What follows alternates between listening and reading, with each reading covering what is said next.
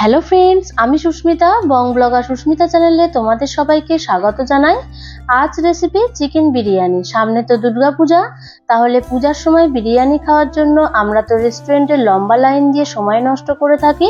সেই সময় নষ্ট না করে রেস্টুরেন্টের মতন যদি বিরিয়ানি বাড়িতে বানিয়ে নেওয়া যায় তাহলে কেমন হয়। তাহলে ভিডিওটা স্কিপ না করে সম্পূর্ণ দেখার অনুরোধ রইল। ভিডিওটা যদি ভালো লেগে থাকে তাহলে অবশ্যই লাইক, কমেন্ট, শেয়ার করে দিয়ে আমার পাশে থেকো। তাহলে চলো দেখানো যাক। বিরিয়ানির জন্য যে সমস্ত মশলা লাগবে: 1 চামচ গোটা জিরে, গোটা ধনে, হাফ চামচ মৌরি, 1 চামচ সাজিরা, 10 থেকে 12টা লবঙ্গ, 8 থেকে 10টা ছোট এলাচ, 2টি বড় দারচিনি, হাফ চামচ সামরিচ, 2টি জয়িত্রী, হাফ করে নিয়েছি জয়ফল, 3টে স্টার এনিস, 2টি বড় এলাচ, ঝালের জন্য 4 থেকে 5টা শুকনো লঙ্কা ও 2টো তেজপাতা। এখানে 700 গ্রাম বাসমতি চাল নিয়েছি। চালটাকে ভালোভাবে ধুয়ে 1 ঘন্টা মতন ভিজিয়ে রাখবো।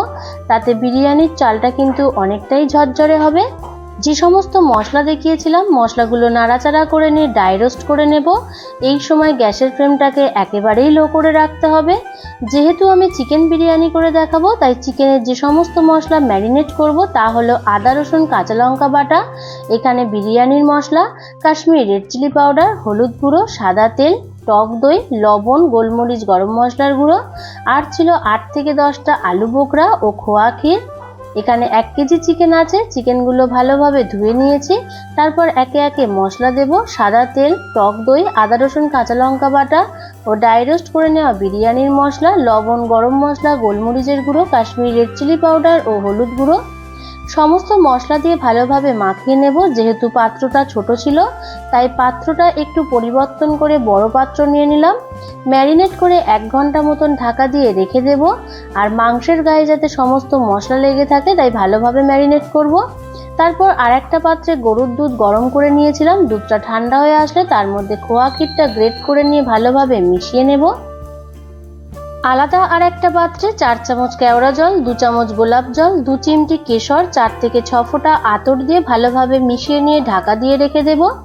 ভাতের জল গরম হয়ে আসলে তাতে সাদা তেল, লবণ ও সাজিরা, গোটা গরম মশলা, তেজপাতা ও জয়িত্রী দিয়ে দেব। তারপর ভিজিয়ে রাখা চালগুলোও দিয়ে দিলাম। ভাতটা মোটামুটি 50% মতন হয়ে আসলে ভাতটা নামিয়ে নেব। তারপর কড়াইয়ের জল গরম হয়ে আসলে তাতে লবণ, হলুদ ও রং হওয়ার জন্য কাশ্মীরি রেড চিলি পাউডার দিয়ে কেটে রাখা আলুগুলো দিয়ে দেব। আলু হাফ সিদ্ধ হয়ে আসলে নামিয়ে নেব। আলাদা আর একটা পাত্রে সাদা তেল ও 1 চামচ ঘি দিয়ে নাড়াচাড়া করে নিয়ে পেঁয়াজের কুচিগুলো দিয়ে ভালোভাবে নাড়াচাড়া করে নিতে হবে। এই সময় গ্যাসের ফ্লেম মিডিয়াম টু হাই করে রেখে পেঁয়াজগুলো বেরেস্তা করে ভেজে নেব। বেরেস্তা ভাজা হয়ে আসলে পেঁয়াজগুলোকে এবার তুলে নেব।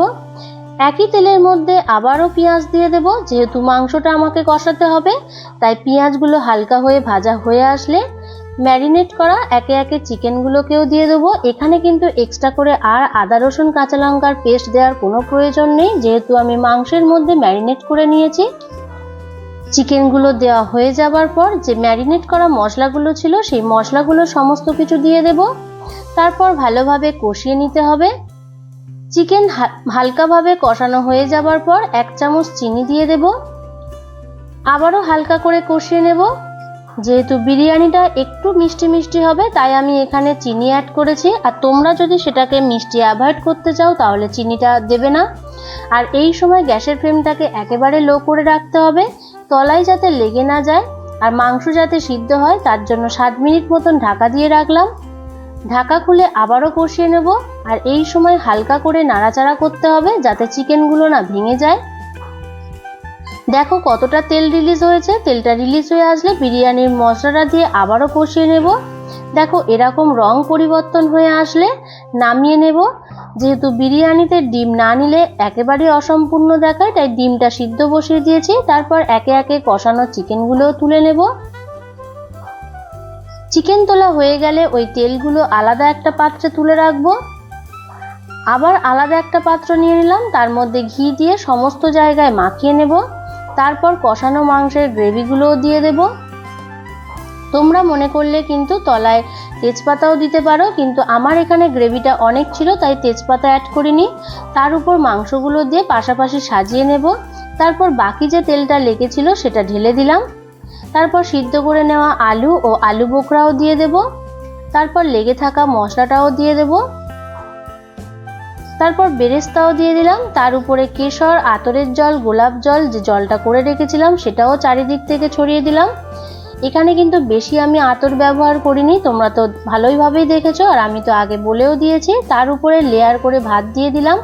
তার উপরে বিরিয়ানির মশলা ও গরম মশলা অ্যাড করে দিলাম। আবারও ভাত দিয়ে দিলাম। তার উপরে আবার বেরেস্তা ছড়িয়ে দিলাম। তার উপরে এবার যে মাংসের তেলটা আমি তুলে রেখেছিলাম সেই তেলটা ছড়িয়ে দিলাম। এরকম করলে বিরিয়ানির কিন্তু রংটাও ভালো আসে। দুধ ও খোয়া ক্ষীরটাও দিয়ে দেব। তার উপরে আবারও ভাত দিয়ে দেব। আবারও বিরিয়ানি মশলা ও গরম মশলা দিয়ে দেব। আর ব্যাস, এই অবধি, আর কিন্তু কিছুই দেব না। শেষে মনে করলে একটু ঘি ছড়িয়েও দিতে পারো, বা নামাবার পরেও তোমরা ঘি দিতে পারো, সেটা অপশনাল, তোমাদের যেটা মনে হবে।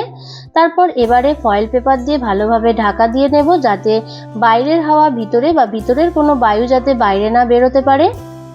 তারপর গ্যাসের ফ্লেমটাকে হাই করে দিয়ে রুটির চাটু গরম হয়ে আসলে বিরিয়ানির পাত্রটা বসিয়ে দেব। হাই ফ্লেমে 15 মিনিট, মিডিয়াম ফ্লেমে 10 মিনিট ও লো ফ্লেমে 10 মিনিট। তারপর গ্যাসের ফ্লেমটাকে বন্ধ করে দিয়ে 15 মিনিট রাখবো। তারপর গরম গরম চিকেন বিরিয়ানি পরিবেশন সার্ভ করে নেব। এরকমভাবে রেস্টুরেন্টের মতন যদি চিকেন বিরিয়ানি ও স্যালাড থাকে তাহলে তো খাওয়াটা জমেই যাবে। আর সাথে তো দেখতেই পাচ্ছ যে ডিম রয়েছে। তাহলে চলো আমি খাবার পরিবেশন করতে থাকি, আর তোমরা চ্যানেলটাকে সাবস্ক্রাইব করে বেল আইকনটাকে অল করে দিয়ে আমার পাশে থেকো। আবার দেখা হবে নেক্সট কোনো রেসিপি নিয়ে। আর যদি কিছু জানার থাকে অবশ্যই কমেন্ট করে জানিও, আমি উত্তর দেওয়ার যথাসাধ্য চেষ্টা করব। তোমরা ভালো থেকো, সুস্থ থেকো, টাটা।